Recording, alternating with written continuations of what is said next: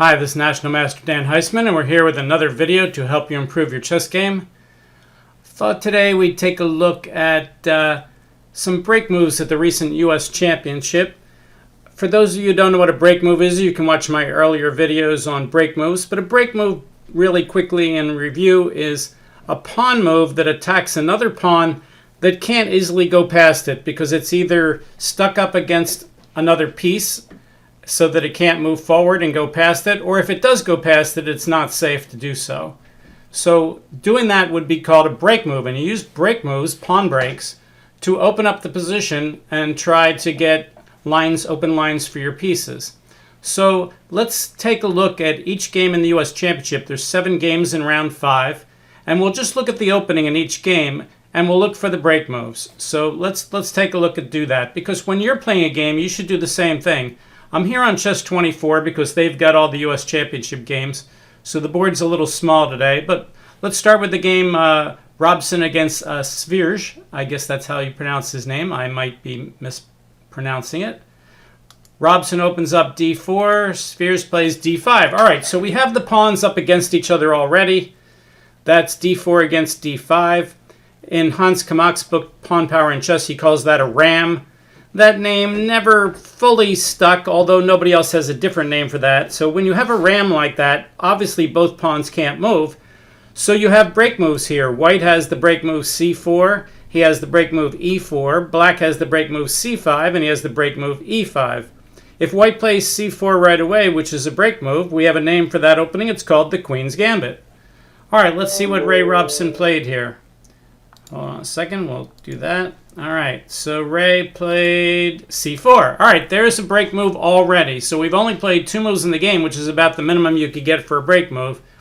And White's played his break move. All right, let's keep going in the opening and see if Black plays one of his break moves.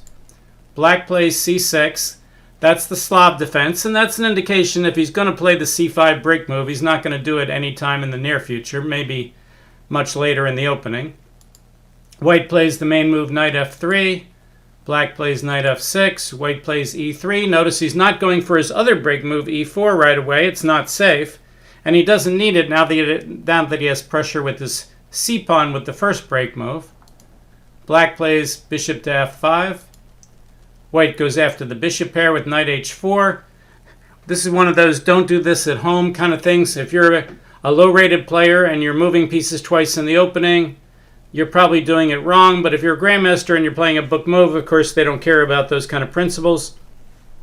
Let's see what happened.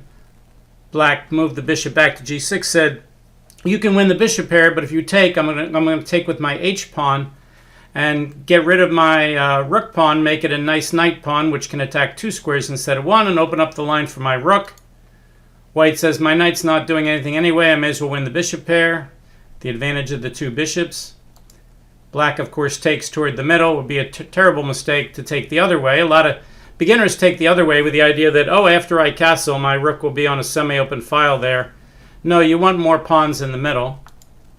White plays knight to d2, e6, g3, getting ready to fianchetto. There it is, c5, another break move. Why is that a break move? Because it's a pawn that attacks a pawn, and the white pawn can't just go past and go to d5 because there's another pawn there.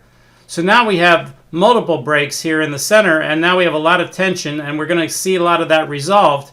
If you're not sure what to do in a position like this, take a pawn. And White does. He takes d takes c5. Black, of course, recaptures. White develops the bishop. Black plays knight c6. White castles. Black castles. White resolves the tension. Black takes back with the pawn, getting an isolated pawn. And now White would not play his break move e4 here because it would dissolve the isolated pawn. So we're pretty much done with what we wanted to do here. We have found all the break moves, and you notice both sides made good use of break moves in the opening, as, you know, good players almost always do. There's some openings where, based on the nature of the opening, there's going to be fewer break moves. Let's go to the next game. Next game is Liang against Iranian. Double click on that game. We'll bring it back up, go to the opening. All right, White played e4, Black played e5. All right, so in this position, it's similar to the last game where it was d4, d5, except now the break moves for white are f4 and d4, and the break moves for black are f5 and d5. If you play f4 right away, of course, that's the king's gambit, but then black will take your pawn and you can't get it back if black doesn't want to sack it back. So more normally, white will essentially play for d4 at some point here, and black will probably try to neutralize that by playing for d5 himself, but neither side can do it right away, at least not in any good shape, so they're going to get ready for it first. White brings out the knight, which attacks the pawn on e5 and also gets ready for d4. Black plays knight c6, and there it is, the break move, d4. That's called the Scotch game, and the best way for black to save that pawn is to just trade it off. You can't lose something that you trade. Just like if you have $2 and you're afraid of losing it and you're hungry, you could buy a Tutti Frutti ice cream and eat the ice cream, and then you can't lose your $2 because you've used it to buy food. And you've eaten the food, so you can't lose the $2 anymore. So here you can't lose the pawn on e5 if you take on d4. And now the normal move for white in the Scotch opening is to take back. But white doesn't do that in this game. I saw this game. He played bishop c4. Delaying that is called the Scotch gambit. If he plays c3, it's kind of a form of the Goring gambit. One of my college roommates, he used to like to play c3 in these kind of positions. All right, black plays bishop c5, says if you're not going to take the pawn back, I'm going to hold it. White says I'm going to play a book line where I sack a piece on f7 and then get it back with the check on h5. Black says I will let you play that line. White says there's my piece sack and there's the check, winning the bishop back on c5. Takes on c5. And now there we go, break move, d5. Breaking up the pawns in the center. Why is that a break move? Because if white plays e5 and tries to go past without letting black capture, then black can just play knight takes e5 and win the pawn. So even though the white pawn on e4 can move, d5 is essentially a break move because he's going to break open the pawns there. And I think we're pretty much done with this opening, but white went on to win a nice game, even though in this position the engine says that black's break move d5 has given black a completely equal game. If you don't believe me, we can scroll down here. And you can see, if I scroll down a little more where the engine's running, it says no matter what white does, black is at least equal, if not slightly better, minus 0.12. Whoops. Just went down a little bit. Minus 0.12 on white's best move, c3, which I don't think he played in the game. All right, let's go to the third game. We're going to keep looking for break moves. The third game in our list here is Dominguez against Neyman. Let's go back to the opening. We're looking for break moves. I haven't done this already. It's not like I know ahead of time what I'm going to be showing you. So you're getting my reaction in real time here on these games. The last game I did see before. Okay, so e4, e5. All right, we just talked about the break moves here. f4, d4 for white, f5, d5 for black. More likely, white's going to play d4, black's going to play d5 at some point, but it could take a while depending on which opening they play. Knight f3, knight c6, bishop b5, Roy Lopez. Roy Lopez, a lot of times white plays the break move d4 only after playing c3, so that if black takes on d4, he can recapture with the pawn. Black plays the Berlin defense, knight f6. Now, white has a choice between playing the castle line, which is the older line, which is the Berlin Wall, which hasn't been doing well at the Grandmaster level for white, or therefore white's been playing just d3 and playing it more like, sort of almost like a gioco pianissimo. And white says, go ahead and play the Berlin Wall.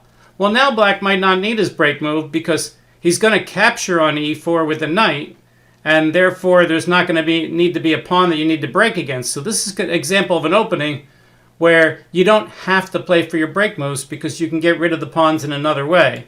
So black takes the pawn, and now white will play his break move d4. Why is that a break move? Because it's a pawn attacking a pawn, and the opposing pawn can't just go past it and lock things up. Because if white plays d4 here, then black can't play e4 because the knight's in the way. And there it is. Break move. All right, white's going to break open the center and say, I'm castled, you're not. This is all, of course, super book. Black attacks the bishop on b5. Now the bishop usually takes that knight on c6. Now black usually takes back with the d-pawn. The normal way to take back in most openings is take toward the center, but this is a book position where you take with the d-pawn, you allow him to trade queens, you have the bishop pair, and you're going to get that bishop on c8 out immediately by taking with the d-pawn. By the way, here's a good principle, which is when you have two pawns that can capture toward the center, the more it is toward the outside of the board, the more likely you want to do that. So if the bishop had been capturing on b6, it's way more likely the a pawn wants to take than the c pawn. But when the bishop captures on c6, even though it's more likely you want to take with the b pawn than the d pawn, it's not as strong a principle when the pawns are closer to the middle. So here the c6 square is closer to the middle than the b6 square, so therefore after bishop takes c6, it's not as much a violation of principle to take toward the outside, but of course in this case, there is no principle, it's just a book move. So he takes toward the outside. Now white needs to get his pawn back. The book way to get the pawn back is to take the pawn with the pawn, make the knight move, trade queens, stop black from castling. That's what we're doing here. This is all super booked. This has been played a billion times since Kramnik started playing this against Kasparov in their World Championship match. And Kasparov was not able to win any games with white and ended up losing the match against Kramnik, getting to this position in almost every game, I think maybe every game where Kasparov had white. All right, so in this position, there's really not any more break moves. If black attacks the pawn with f6, white can't go past with e6, so you could consider f6 sort of a break move, but then white would just trade off and isolate his pawn. And at this point, black has open lines for his bishops, and his rooks can come into the central open files. So black really doesn't need any more break moves here. Let's go on to the fourth game of the day. We'll take a look at that. The fourth game is you against Sevian. You against Sevian. All right, let's bring that game up here. Go back to the start. All right, so white plays e4, black plays e5. All right, we won't keep commenting. You know where the break moves are now. White plays knight f3, black plays knight 6, and we have bishop c4. We have Italian game. All right, black usually plays bishop c5, gioco piano, but he could also play knight f6, two knights defense. He plays gioco piano. Now, in the old days, when I was a beginner, I used to play c3 here and then d4 with my break move. But modern chess, they've studied that so much, and black gets his break move in d5 and gets equality. So grandmasters don't like to let black do that, so instead they play it slow. They play it like a gioco pianissimo. Well, it is a gioco pianissimo. It's not like one. And they don't play their break move right away. They just wait. So they play castle or d3. There's the c3 first, but he's playing c3 first, but he's not going to play d4, I predict. I haven't seen this game, but if he plays the old lines, I'm going to be shocked. Knight f6, so I used to play d4 here all the time. But now grandmasters, like 98% of them play d3. Oh, he played the old line. Oh, make me a liar. Oh my goodness, they played the old line. All right, well, I know this pretty well. I used to play this all the time. Black has to take the pawn. He takes d4 there. That's the break move. They played it right away. Wow, I wonder if Sevian was surprised that you played the old line. All right, so takes, you have to take back with the pawn. You might say, oh, he plays the line where you play e5. I never played that line. I always played the c takes d4 line. All right, so white's played his break move. Black has taken. White has played e5. Guess what black should do? Black should counter with playing a move like d5. Don't want to do that. And he does. See, he doesn't move the knight. He counterattacks the bishop. Is that a break move? No, because he's not attacking a pawn. He's attacking a bishop. Not a break move. White moves back. Now white says to black, you better move that knight. And he does. And now white captures his pawn back. And black moves his bishop back to b6. In this position, now let's take a look at break moves. White really doesn't have a lot of break moves in this position. He can't play e4 or c4 against the fixed d-pawn. Black can play c5 and break up the white pawn structure that way. But of course his knight's in the way right now. Or he could play f6, and that's a break move because white can't play e6 because the bishop on c8 just takes on e6. But black's not going to do either of those right away. He's not set up for it. But let's see if he does it a few moves later. Knight c3, castle, castle, king h8, probably getting ready to move the f-pawn, I might think. Bishop e3. There it is, f5. But that's not a break move. He went right past the break move and guarded his knight. Now white, of course, could still take en passant as if it was a break move. Let's see if white decides to do that, or because black in some lines here is threatening f4, gaining tremendous space on the king side. So white does take en passant, so f5 sort of had the effect of a break move because it ended up breaking open the pawns and they're traded. Black takes back, and again, as we say, black, if he wants to, could play c5, but right now white has an isolated d pawn, and black doesn't, and if black plays his break move c5 and the pawns get traded, then black will be the one with the isolated pawn. Notice how everything we're talking about here has to do with what's the pawn structure, how do we break up the pawns, how do we open the position. These are the kind of strategy things we're talking about. We're not talking about any of the more important things, which are the safety issues, but we have plenty of videos on that.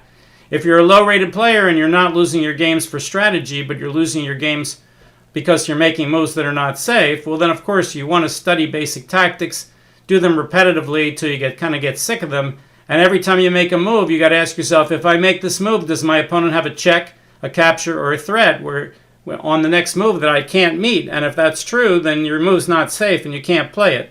That's more important than the stuff we're doing in this video, but in fact it's a lot more important. But, you know, we're going to do videos on strategy as well as we're going to do them on safety. All right, so that's game 4. Let's go to the next game. I think there's 7 games.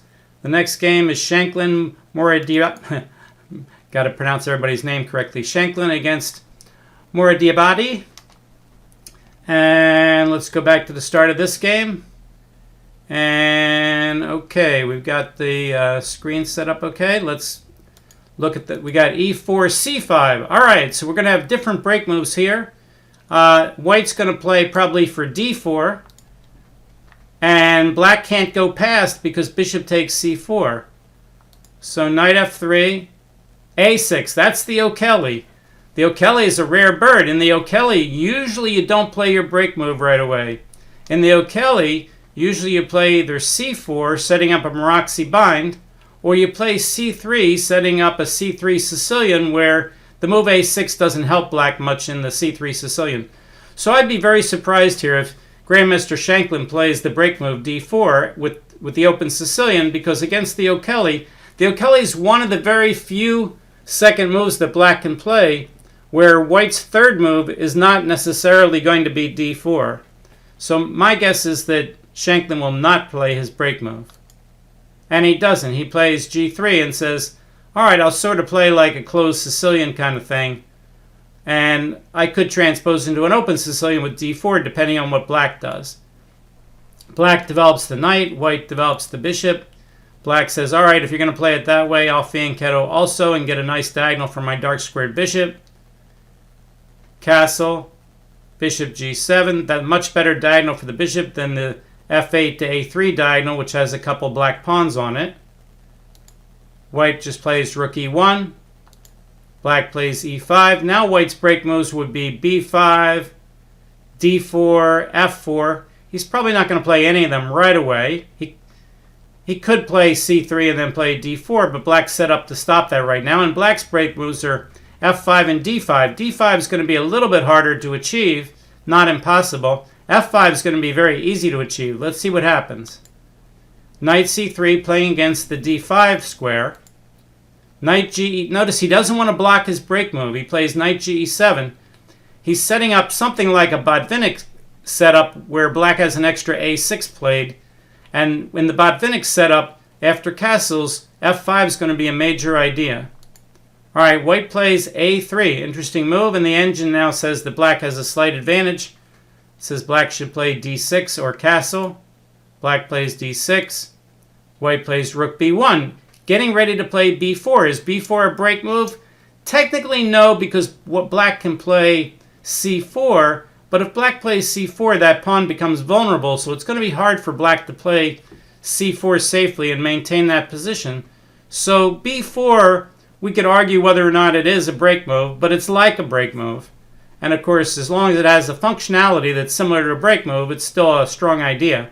So white's going for b4, and black's pretty much going for f5 probably. Black castles, and there's b4. And as we said, it's sort of like a break move. And the engine says, if you look at the top 3 moves, let's scroll down, you can see that c takes b4, b5, and rook b8 are the top 3. It says black's a little better. And c4, which is the move that would try to lock things up, maybe c4 followed by b5, is not one of the best moves. So white's move has the functional equivalent of a break move. Black plays b5. Now black could get away with c4, maybe easier because that square would be guarded. Let's see what white does about it. He plays d3, again fighting for that c4 square so the black pawn can't go past. Black takes, white takes. Now black has a break move with a5, but he can't do it right away because his b5 would be hanging. But right now his a6 pawn is backward on a semi-open file. If he could get that pawn up there, it would break up the queen side, but then he'd have an isolated b pawn. So black develops the bishop. White plays knight d5. Black trades. Now black doesn't need to break anymore. There's no pawn on e4. Black plays knight to d4. And the computer says the game's pretty even, but as you see, Grandmaster Shanklin, even though it's even right now, went on to win the game. All right, let's get to our next game. We got 2 more to go, and we got about 5 minutes left in our normal video time. So we'll go quickly in these openings. We got Jeffrey Zhang against Alexander Linderman. Knight f3, d5. Notice here c4 is not a break move because black can play d4. In fact, that's a main line. So c4 is not a break move. It's not a bad move. It's the ready opening.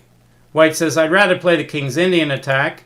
Black says, all right, I'll just solidify my center. Hits the knight, castle, knight up, back. Mr. Bishop, where are you going to go? Putting the question to the bishop. He goes back, d3, maybe getting ready for c4 or e4. Would they be break moves? Well, yes, because if the pawn goes past, the knight can just take them. Knight f6, stopping the e4 move. Queen e1, reinforcing that e4 move and also getting out of the way of the pin if he pushes the e-pawn. So white's pretty much telling black that he's going to push the e-pawn. Black says, I know, I can't stop you, but I'll just set up a big center. And white plays e4. Is that a break move? No, because black can now safely play d4. He doesn't. He trades. Now that we have an open file on the d file, the break moves aren't as important. Break moves are there to open up lines. Well, both sides have open lines now. If black plays f5 and attacks the e-pawn here, then white could just trade off and isolate black's e-pawn. And if white plays f4 here, that's a little bit better than black playing f5, but then black could trade, and white, in order to not have an isolated e-pawn, white would have to take with the g-pawn, and that's probably not necessary. So once you've made this trade, playing the further break moves is not as important. Very, very important strategical ideas. You know, once you get these open lines like you have here, you have an open d file, you have open lines for the bishops, you don't need the break moves as much. You definitely need break moves when the position is closed, and every chess position starts as closed. Closed position is one where there's no open or semi-open files. All right, last game of the day. Caruana against So. Go back to the opening. e4, e5, knight f3, knight c6, Roy Lopez. Berlin defense, very popular these days, as I said, ever since Kramnik played it 20 years ago against Kasparov. Castle, knight takes e4. We already did this opening. White's break move here is d4. That's the move. He plays the rare line, rook to e1. The problem with rook to e1 is you're going to get your pawn back. It's a skewer. A lot of beginners play rook e1 because it looks like, oh, I get my pawn back. But then black can simply open up the e-file and trade off the pieces, and white can't get any central advantage. So knight back to d6 hitting the bishop. White takes the pawn, threatening discovery. Black just develops the bishop. White undevelops his bishop. This is all book, of course. Now we don't need break moves anymore, but both sides can push pawns up to d4 and d5. White doesn't do it. He goes after the bishop pair. Black says, I'm not giving you the bishop pair. Rook goes back, hits the knight. Knight comes back. Bishop comes back. Give me that bishop pair. He says, no.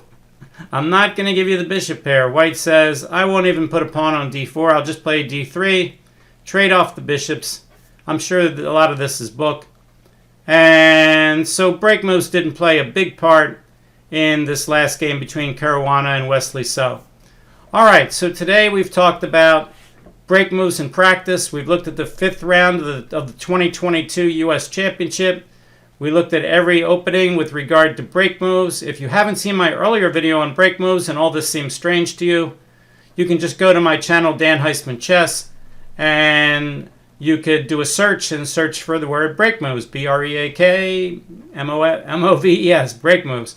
All right, thanks for watching the video. If you haven't subscribed to the channel, great. If you want to like the video, great. And the best thing you can do is tell your chess friends about the channel, Dan Heisman Chess. Tell them to take a look, say that there's some good content here. Today's was all about strategy, not tactics, but strategy is important too. See you next time. Bye.